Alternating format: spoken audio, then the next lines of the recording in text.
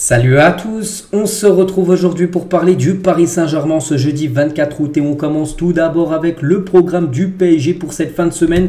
Donc aujourd'hui on est le jeudi 24 août et aujourd'hui il y a eu entraînement, c'était ce matin à 10h30, ça sera la même chose demain 10h30 également, entraînement avec les 15 premières minutes de l'entraînement qui seront ouvertes aux médias. Demain à 13h il y aura la conférence de presse de Luis Enrique parce que après-demain samedi soir 21h le PSG reçoit l'équipe de Lens et c'est quand même le premier gros choc du PSG. Vraiment là le PSG va se juger contre une équipe européenne. Lens a fini deuxième, jouera la Ligue des Champions saison prochaine. Donc voilà, ça sera le premier gros test où vraiment Luis Enrique sera attendu avec son nouveau schéma de jeu, tout ça. Donc voilà le programme du PSG bien sûr pour cette semaine et les photos de l'entraînement aujourd'hui avant ce match contre l'équipe de Lens. Donc quelques photos: Ousmane Dembélé, Warren Zaïre-Emery, Manuel Ugarte, Marco Asensio avec Cherendo qu'on n'a toujours pas vu. Je ne sais pas si on a déjà vu jouer une fois en équipe première, enfin en match de Ligue 1. Peut-être on pourrait le voir là ce week-end, on verra. Donc Marquinhos, Achraf Hakimi, Danilo Pereira, Kylian Mbappé ou même Warren Zaïre-Emery ou même Gonzalo Ramos et Donnarumma. Donc voilà, pour être complet les gars, avec quelques photos de l'entraînement du jour sous le soleil accablant. Il fait toujours très très chaud actuellement du côté de Paris. Luis Enrique, donc il était en conférence, enfin c'est pas la conférence de presse du match, plutôt en interview. Voilà, il a réagi sur pas mal de points. On va revenir sur ce qu'il a pu dire Luis Enrique. Donc tout d'abord, il est impliqué et motivé à l'idée de pousser cette équipe au top niveau. Ça c'est bien. Il a des bonnes idées, un vrai plan de jeu et il construit l'équipe à son image. À la preuve avec ce schéma de possession de balle, c'est son image. Il a toujours joué comme ça avec ses anciens clubs ou sélections comme l'Espagne. Donc il fait la même chose du côté du Paris Saint-Germain. Et quelques déclarations de sa part lors de cette interview qu'il a retrouvée sur PSG.tv. Bien sûr, on va revenir sur quelques déclarations qu'il a pu faire. Donc je considère la pression à ce niveau comme un privilège et ce privilège, si vous n'êtes pas prêt à le supporter, vous feriez mieux de quitter le football professionnel. Pour moi, c'est un grand avantage d'avoir de la pression. Voilà, parce que c'est que du côté du PSG, c'est un peu un club à part, il y a beaucoup de pression, la pression des résultats, tout ça. Et lui, vraiment, il dit que c'est un avantage, cette pression, en espérant que ça soit bénéfique, on va dire, pour lui. Toujours avec Luis Enrique, ma règle, c'est de vivre les choses avec passion. Je suis comme ça, ma priorité est d'abord de créer des liens sur le terrain entre les joueurs et de trouver des connexions entre eux. Ça se fait pour l'instant, on peut en voir un petit peu. Et ça va se faire de plus en plus au fil des semaines. Et j'espère que pour moi, Luis Enrique, je ne vous cache pas, j'espère que ça sera un entraîneur sur la durée, pas un entraîneur que le PSG virera dans un an s'il y a un échec en Ligue des Champions, dans un huitième de finale. Bon, ça ferait mal, mais voilà, il faut vraiment conserver un entraîneur, au moins je pense, pour au minimum 3 ans pour essayer de créer quelque chose, on va dire, parce que changer tout le temps d'entraîneur, de schéma de jeu, tout ça, toutes les années, tu ne te sors pas, tout simplement. Si on prend l'image de City qui a remporté la Ligue des Champions avec Pep Guardiola, ça fait plus de 6 ans quand même qu'il est du côté de City. Ils ont eu des échecs, on se souvient, ils se sont fait éliminer pas mal de fois en huitième, ils se sont fait éliminer des fois en quart contre Lyon, on se souvient, lors de l'année où le PSG avait atteint la finale de la LDC. Mais voilà, ils ont quand même maintenu l'entraîneur. Donc voilà, le PSG, il faut qu'il reste sur ça, que même si ça se passe pas dans la LDC, il faut le garder, ce coach Luis Enrique, parce que je pense que c'est l'entraîneur qu'il faut à Paris et qu'il a des bonnes intentions, bien sûr, pour ramener, comme il a dit, ramener l'équipe au top niveau. Toujours avec lui, donc le lien avec mes joueurs est aussi important, non seulement avec ceux qui jouent le plus de matchs, mais aussi avec ceux qui ne jouent pas. J'essaie de les aider au maximum, j'aime être proche, mais en même temps très exigeant, et c'est mon métier. Voilà, c'est le coach, bien sûr, c'est lui qui donne les décisions. Nous parlons de valeurs, nous parlons de situations personnelles, nous parlons de ce que signifie faire partie d'un club comme le PSG, nous parlons de la famille, ce sont les mêmes valeurs. Toujours avec lui, nous sommes très contents d'avoir accepté l'offre du PSG et d'être ici. La vérité, c'est que nous vivons cette expérience avec beaucoup de joie. Vraiment, il apprécie être du côté de Paris. N'oubliez pas qu'il réside toujours du côté du centre de Poissy, donc il est toujours sur place lors des entraînements. Je ne sais même pas s'il va prendre un appart ou une maison. Pour l'instant, il est dans une chambre avec sa famille au centre de Poissy. Ça se passe très bien. Et voilà, pour l'instant, en plus, il est toujours sur place lors des entraînements, vu que c'est son lieu de résidence pour l'instant, le centre d'entraînement. Et nous essayons d'analyser chaque adversaire, de nous entraîner cette semaine-là en fonction de ce que nous pensons qu'il va se passer dans le match. Donc là, il a déjà bien sûr très bien étudié l'équipe de Lens, futur adversaire. Nous finissons tard le soir au bureau. Il y a toujours des choses et des situations évaluées. Voilà, il staffe énormément. Luis Enrique avec son staff pour en sortir le meilleur, on va dire, de l'équipe. J'aime être en relation avec mes joueurs, j'aime être proche, mais en même temps exigeant. Bon, ça c'est un peu la même déclaration. Donc voilà ce qu'il y avait à dire sur Luis Enrique. Donc voilà, on lui souhaite bien sûr bonne chance. Et même si les résultats pour l'instant ne sont pas ce qu'on espérait avec 2 matchs nuls pour ces 2 premières journées, on lui fait énormément confiance bien sûr au coach espagnol. On va parler d'une info et c'est officiel. Bernardo Silva prolonge son contrat avec Manchester City. Pourquoi c'est dans un épisode du PSG? Parce qu'on sait que le PSG en faisait une priorité. C'était la priorité numéro 1 du PSG depuis 2 mois. Et du coup, il ne viendra pas. Voilà, fin de la piste au PSG pour Bernardo. Vu qu'il prolonge jusqu'en 2026, il était en fin de contrat en 2025. Et du coup, il prolonge d'une année en plus. Donc, l'été 2024, pourquoi pas? Bon, on avait déjà dit ça l'été 2022. Sur cet été 2023, pourquoi pas? Du coup, non. Peut-être l'année prochaine. Pourquoi? Parce que dans ce nouveau contrat, Silva disposerait d'une clause libératoire estimée à environ 58 millions d'euros. C'est une clause libératoire que le PSG pourrait potentiellement lever. Le PSG l'a fait avec Ousmane Dembélé, on se souvient, là, il y a quelques jours, avec 50 millions d'euros qui ont été levés. Enfin, la clause libératoire, ça pourrait être la même chose l'année prochaine, mais voilà, pour cet été 2023, il ne viendra pas.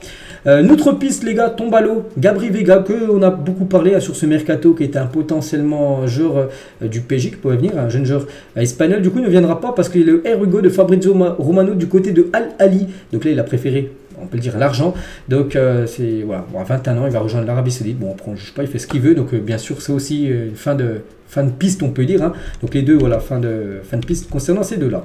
Concernant les priorités, n'oubliez pas qu'on est le 24 dans une semaine, jeudi prochain, minuit, c'est la fin du mercato. Kolo Muani reste toujours la priorité numéro 1 sur cette fin de mercato. Une nouvelle discussion à venir. Entre le PSG et Francfort pour Kolo Muani, le prix autour des 70 millions d'euros hors bonus. Donc ça devrait être 70 plus 10 millions de bonus que voudrait le PSG, bien sûr ce que propose le PSG à Francfort.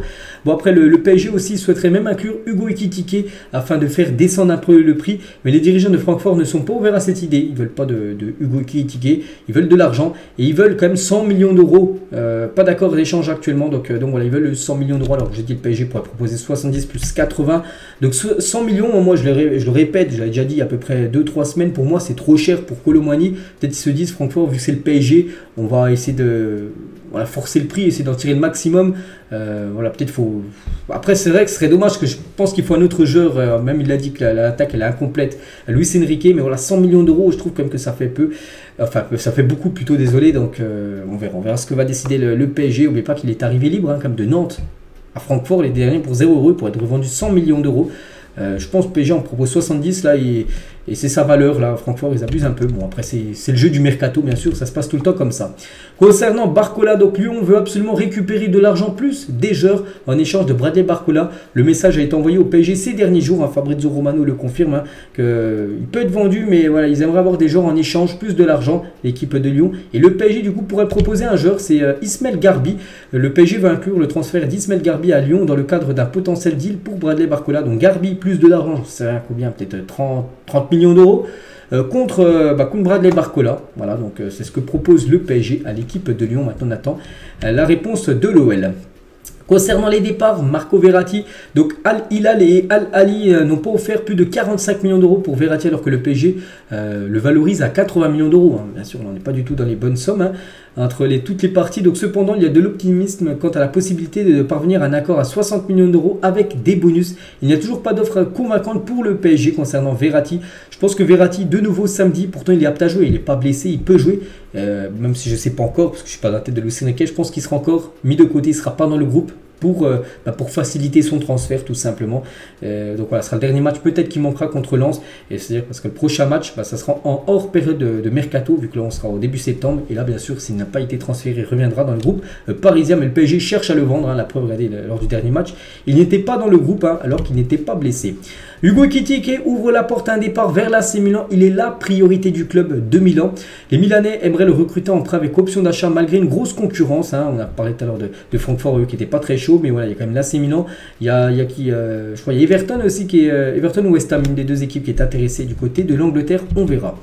Des nouvelles de Sergio Ramos, même s'il ne joue plus au PSG. Des nouvelles, j'aime bien parler de temps en temps des anciens joueurs du PSG. Donc Sergio Ramos est en négociation avec le Galatasaray. Il devrait signer certainement dans cette équipe si l'équipe du Galatasaray se qualifie en phase de poule de LDC. Ils ont joué les matchs de barrage, enfin un match de barrage hier, ils ont gagné 3-2. Leur match aller, le match retour, c'est mardi prochain. S'ils se qualifient, Ramos devrait signer dans la foulée du côté du club turc. Hein. Il pourrait potentiellement affronter le PSG en phase de poule. Noah Lemina a signé son contrat avec la Sampdoria. Le jeune parisien rejoint donc la série B par un prêt sec. C'est pas encore été officialisé. On parle depuis quelques jours, il devrait aller en série B. Le jeune Noah Lemina. Alexandre Lacazette loupera le match face au PSG parce qu'il a pris un rouge lors du dernier match contre Montpellier. Et du coup, ben, il loupera 2 prochains matchs. Le prochain match, je ne sais plus contre qui, contre Lyon, mais leur deuxième, enfin le match après, ben, ça sera contre le PSG. Il ne sera pas là, Alexandre Lacazette, contre l'équipe parisienne. Deschamps, si l'avenir de Mbappé doit être réglé avant le début de la préparation, il a dit pas forcément. Je ne pense pas qu'il y ait un risque de perte d'énergie pour lui faire perdre sa tranquillité à Kylian. Celui qui va y arriver, ce n'est pas encore connu. Et toujours à Deschamps sur Mbappé, il a dit on aurait fait en sorte de trouver des solutions. Cela n'aurait pas remplacé la compétition, mais on aurait fait en sorte de compenser au maximum. Kylian aurait été avec nous. Donc là, il a répondu en gros, question de journaliste lui aurait dit si Mbappé il aurait été encore en froid avec le PSG, il aurait été en tribune toute la saison. Est-ce que Deschamps il aurait appelé en équipe de France parce qu'il n'aurait pas joué? Il a dit que oui, il aurait été avec bien sûr l'équipe de France, tellement que c'est un joueur important, même s'il n'aurait pas joué avec l'équipe parisienne. Et toujours avec Deschamps sur Mbappé et cette fois-ci Ousmane Dembélé, le fait de pouvoir se côtoyer au quotidien, ça ne peut être que positif bien sûr pour les Bleus. Hein. S'ils ont vécu en club, tant mieux. Ça ne veut pas dire qu'ils vont jouer systématiquement, mais rien ne veut remplacer le vécu. Ce n'est pas un critère de sélection, mais c'est un plus. Le premier critère, c'est la performance par rapport à la concurrence, mais qu'ils puissent peaufiner des automatismes, c'est un plus bien sûr. Si les deux évoluent ensemble au PSG, ça peut être un plus bien sûr en équipe de France. Des nouvelles de Nuno Mendes, toujours blessé, et touchera un minimum de 1,44 millions d'euros cette saison. PSG, c'est très peu, hein, surtout du côté de Paris qui est réputé pour offrir des gros salaires, seulement 1 million. Le salaire de Nuno Mendes, à une petite comparaison, je sais pas, avec celui d'Mbappé qui est quasiment à 50, hein, je crois que c'est 50-60 celui d'Mbappé. Voilà, le salaire de Nuno Mendes, bref, le salaire le plus bas de très loin du 11 titulaire. Il gagne presque autant que Colin Dagba, voilà, donc Nuno Mendes. Donc voilà, je pense que s'il prolonge, enfin voilà, du côté du club, il aura certainement une revalorisation salariale parce que des joueurs comme Carlos Soler, il doit toucher peut-être 10 fois plus hein, que le joueur Nuno Mendes. Donc voilà, concernant le joueur, on lui souhaite bien sûr un bon rétablissement. Séance de travail spéciale pour les jeunes parisiens et parisiennes. Nos U17 accompagnés de joueuses du centre de formation féminin poursuivent leur préparation en gravissant 704 marches de la Tour Eiffel. Le record revient à Dajemi Olax en 3 minutes et 30 secondes voilà, pour gravir les 704 marches. Hein, désolé. Donc voilà, regardez toute l'équipe. Hein, donc c'est les jeunes du centre de formation garçons et filles.